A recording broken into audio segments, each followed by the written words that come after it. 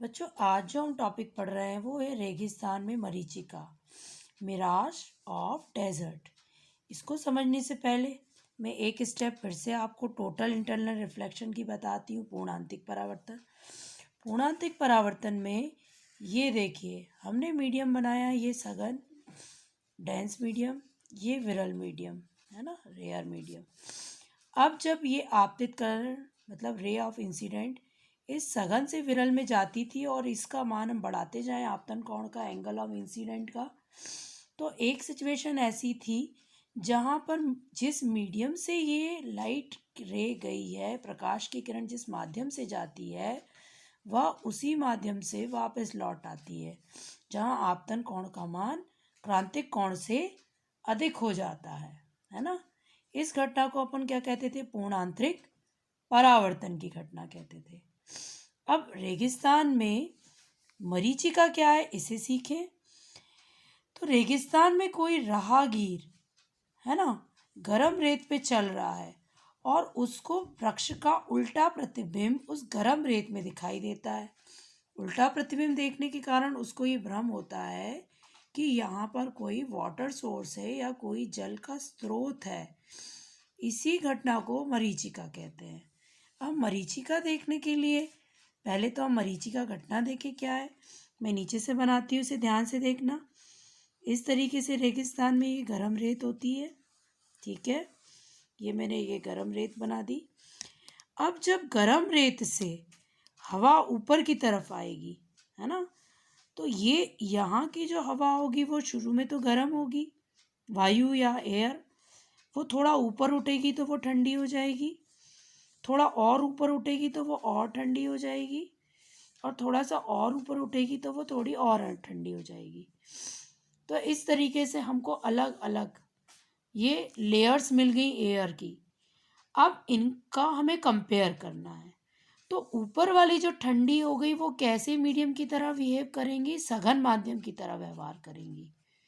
और नीचे वाली जो गर्म है वो उसकी तुलना या उसके कंपैरिजन में कैसा व्यवहार करेंगी?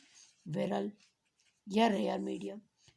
लेकिन इसके ऊपर इसके जस्ट नीचे वाली देखें तो इसकी तुलना में ये वाली कैसे माध्यम का व्यवहार करेगी? सघन। और ये वाली कैसा करेगी? विरल का व्यवहार करेगी। अर्थात जैसे जैसे आप नीचे आते जाएंगे उसके नीचे वाली तो विरल होती जाएगी क्योंकि वो कैसी है? गर्म। और ऊपर वाली कैसी बनती जाएगी? सघन। अलग अलग आपकी ये लेयर्स बन जाएंगी।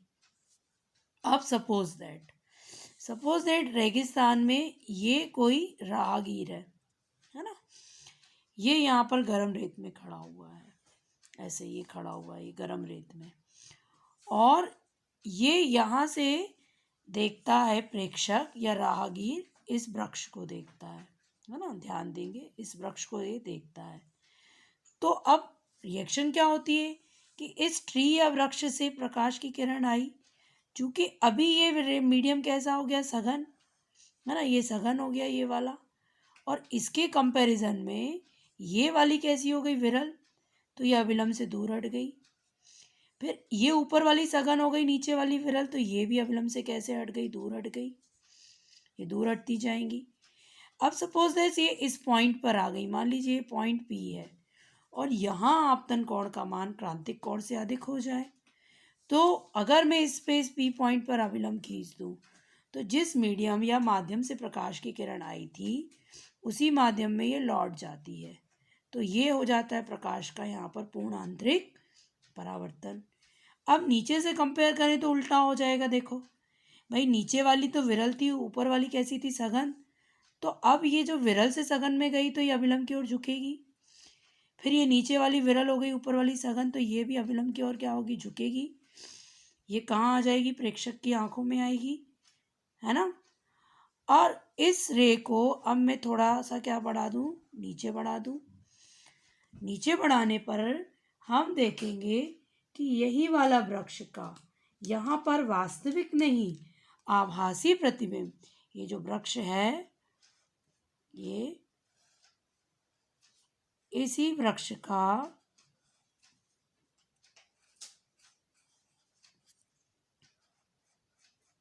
ये वृक्ष बना दिया।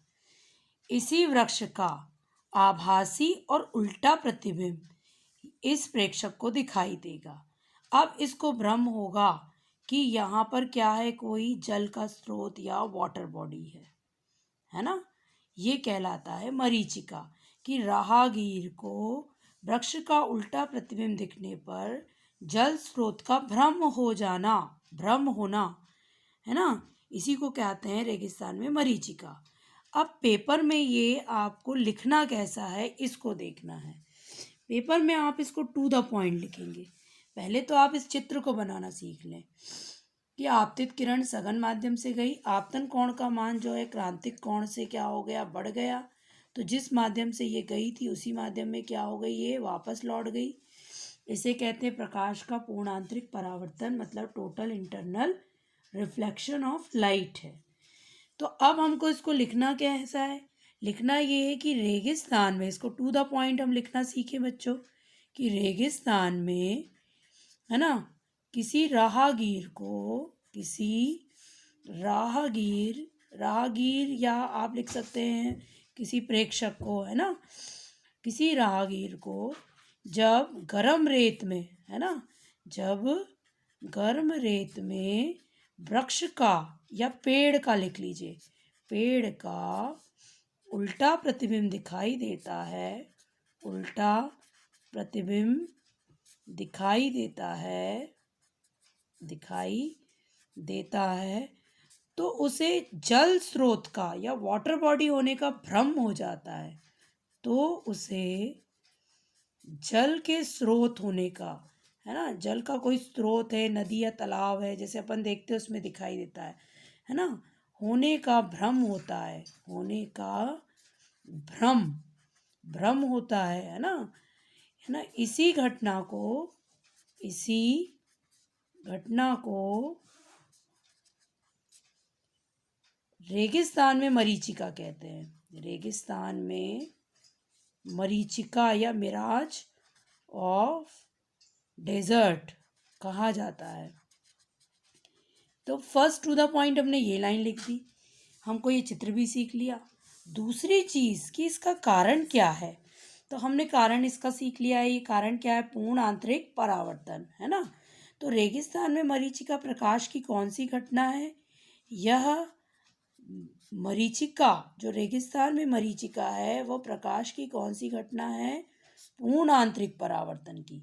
रेगिस्तान में मरीचिका, मरीचिका प्रकाश के पूर्ण आंतरिक परावर्तन की घटना है, पूर्ण आंतरिक